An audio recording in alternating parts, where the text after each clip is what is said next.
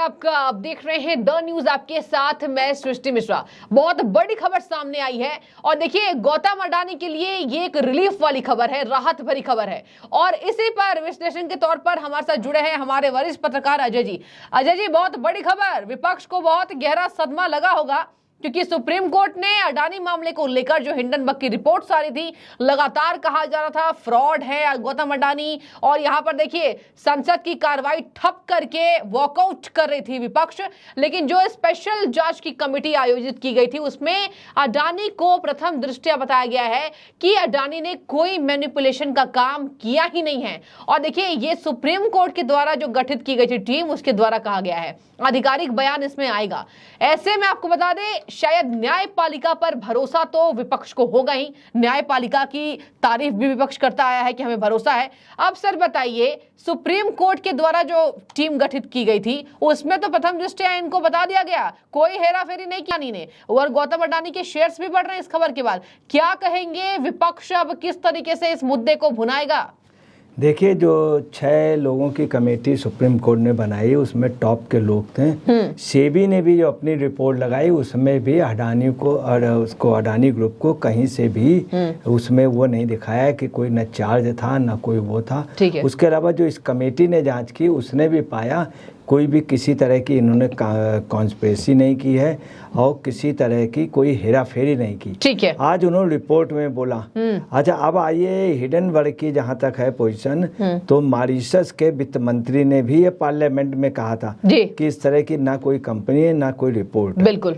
अच्छा, अब क्या है, जो नाथन एडरसन है इसके हिडनबर्ग के इनके ऊपर PIL भी डाला गया, इनके पीछे बैकिंग भी बहुत है। बिल्कुल। एक तो अमेरिकन की दवा लॉबी का है, जॉर्ज सोर्स का है, ओपन है, उसमें बट नहीं क्योंकि ये उस पे भी गए थे कॉन्फ्रेंस में। हाँ। तो तमाम ऐसे हैं। दूसरी बात है कि ये एक बहुत बड़ी योजनाबद्ध तरीके से भारत की इकोनॉमी को डाउन करने के लिए हुआ। बिल्कुल।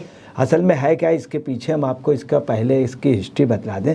सबसे पहले इस तरह का इनसाइडर ट्रेडिंग हुई थी जवाहरलाल नेहरू के समय हिंदुस्तान मोटर्स को, उसमें इनसाइडर ट्रेडिंग। उसके बाद 84 में, फिर 92 तक बूम आया, 91 तक स्टॉक एक्सचेंज का बूम आया।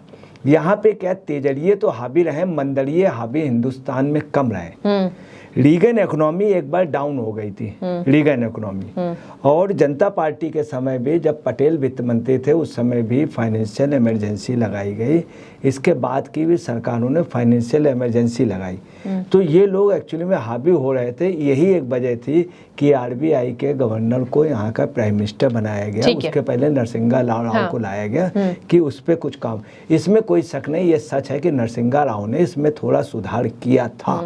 मगर मनमोहन सिंह के समय क्या हुआ कि 4G और ये सब इस तरह के, उसमें भी कई लोग पूंजीपति लग गए, वो अपना कमीशनबाजी करते रहे चूंकि गवर्नमेंट के साथ थे। इसके पहले क्या हुआ कि एक हबीब बैंक था। हबीब बैंक का सोना दुनिया में मान था। आज भी लोग कहते हैं हबीब बैंक का क्या सोना है। ये हमारे देश में गलती हुई कि हबीब जो था वो उधर चला गया। तो उस समय भी इनसाइडर ट्रेडिंग हुई थी। इधर बड़े सालों से प्रयास हो रहा था इंडिया में के अंदर मंदड़िए छाए जाए।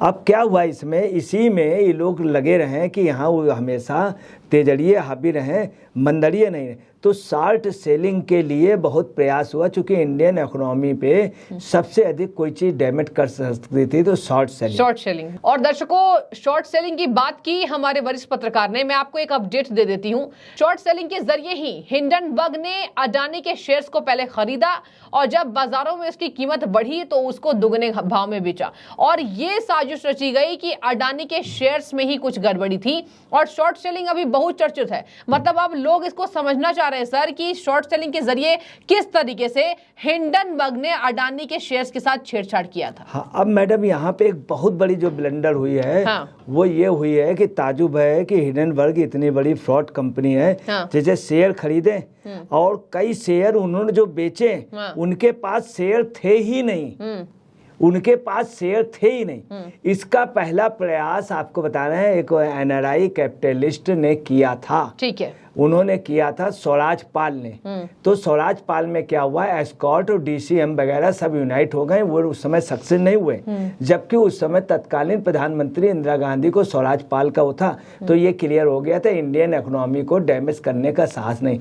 ये लोग बराबर लगे रहे क्योंकि इंडिया इकोनॉमी को डैमेज करना था। दूसरी बात आपको बता दें कि कई कैपिटलिस्ट होते हैं जो सिर्फ अपने लिए कमाते हैं। हाँ।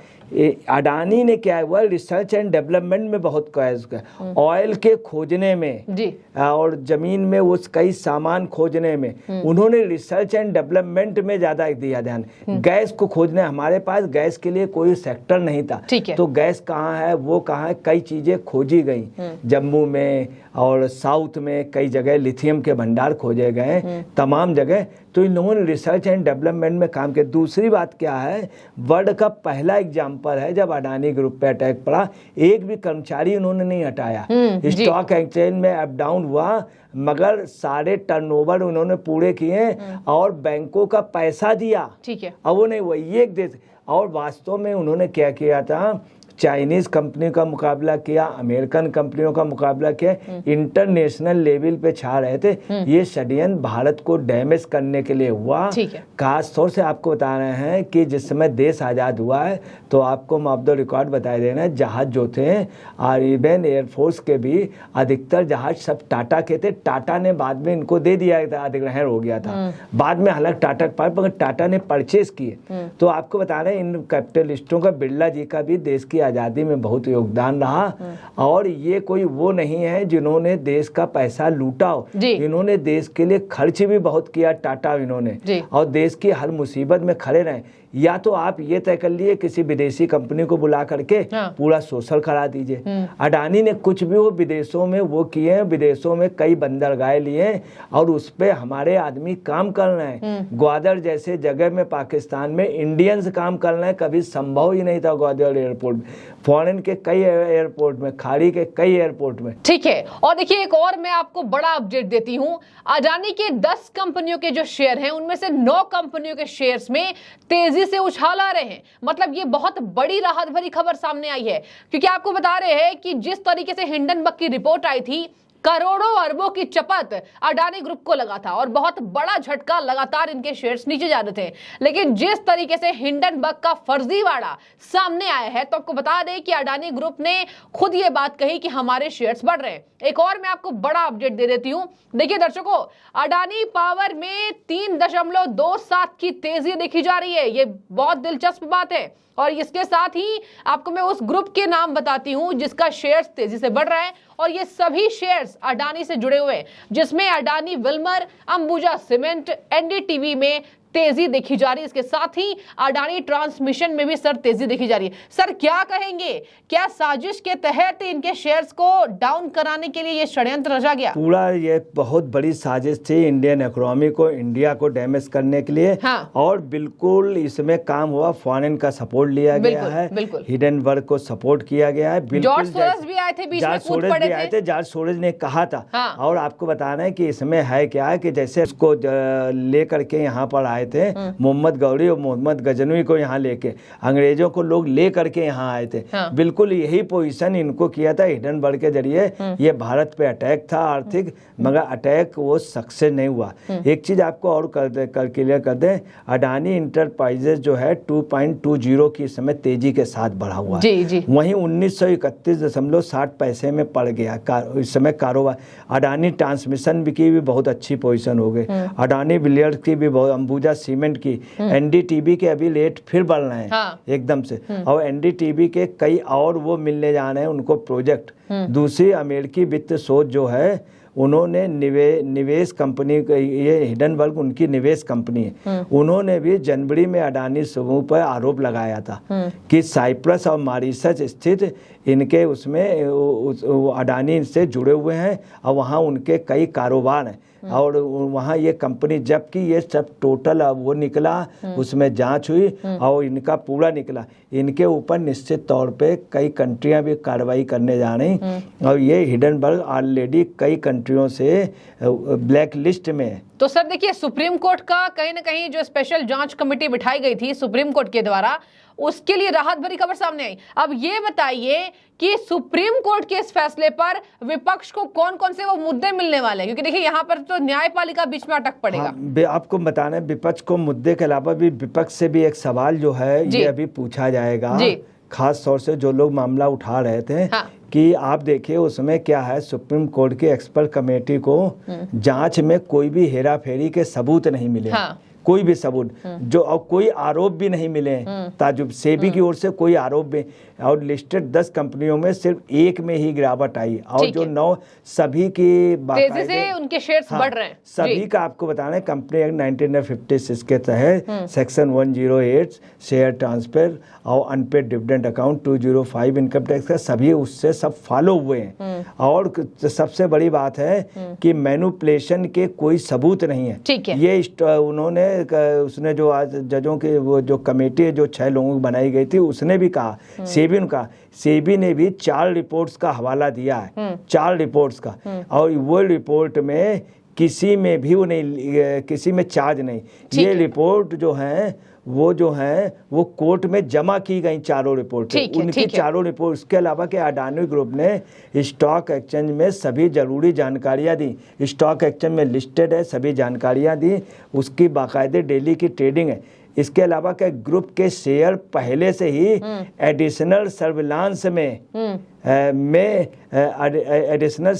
में ऑलरेडी उसमें वो थे, मतलब लिस्ट इंक्लूड थे, और उसमें सर्विलांस के मेजर्स उसकी निगरानी में थे। ठीक है। ये चीज इन लोगों को मालूम थी मगर इन लोगों ने नहीं बताई, जिन लोगों ने आरोप लगाए। और अभी तो ये आ जाए कि जब एडिशनल सर्विलांस में तो सब कुछ दूध का दूध पानी का पानी, उनकी रिपोर्ट गई है, इसलिए सब ये हो गया। मतलब सर रिपोर्ट आने के बाद कहीं ना कहीं विपक्ष की बोलती यहाँ पर बंद होती दिखाई दे रही है। देखिए, मैं कुछ और बिंदुओं पर आपसे बातचीत करना चाहूंगी।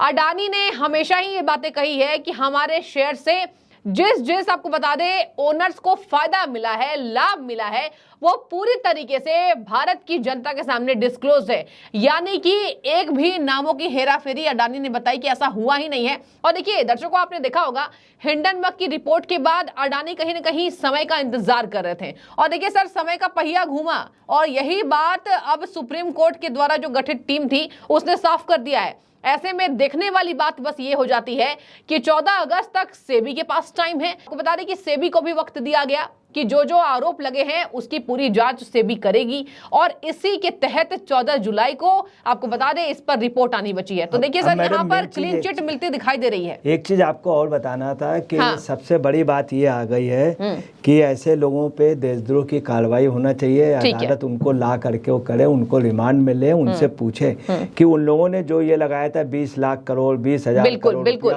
वो पैसा कहाँ से आया, जबकि ऑलरेडी जो है उसके जो थी रिपोर्ट उसमें एडिशनल सर्विलांस मेजर्स की निगरानी में थे सब कुछ। ठीक है, वो बाकायदे है, उसकी रिपोर्ट है, 4 रिपोर्टें उन्होंने दी हैं सेबी ने।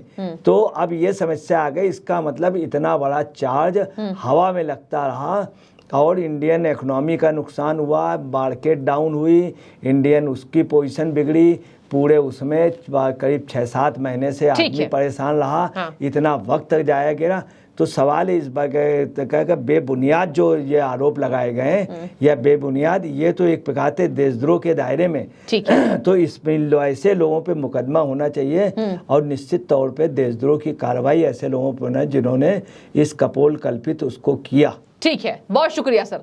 तो देखिए दर्शकों, उच्चतम न्यायालय इस फैसले पर 11 जुलाई को सुनवाई करने वाला है। अब ऐसे में देखने वाली बात हो जाएगी कि सेबी अपनी रिपोर्ट में क्या दर्ज करती है। इसके साथ ही सुप्रीम कोर्ट का जो ये फैसला आया है उसकी द्वारा जो गठित टीम थी जिसने खुलासा किया, प्रथम दृष्टया कोई हेराफेरी हुई ही नहीं है, किसी भी तरीके से गौतम अडानी ने शेयर्स के साथ कोई मैनिपुलेशन का काम किया ही नहीं है। तो इससे साफ जाहिर होता है आने वाले वक्त में एक ऐसा फैसला भी आएगा जिससे गौतम अडानी को बहुत बड़ा फायदा मिलने वाला है और बहुत बड़ी राहत भरी खबर सामने आई है। इंतजार बस विपक्ष का है कि अपनी जवाबदेही विपक्ष इस पे क्या तय करती है। कि ऐसे अभी जहाज के घोटाले में आया था चापर, उस पे तो उसकी भी रिपोर्ट आई, उसमें कहीं कुछ नहीं हुआ था और देश की सुरक्षा के साथ था, ये भी देश की इकोनॉमी के साथ था।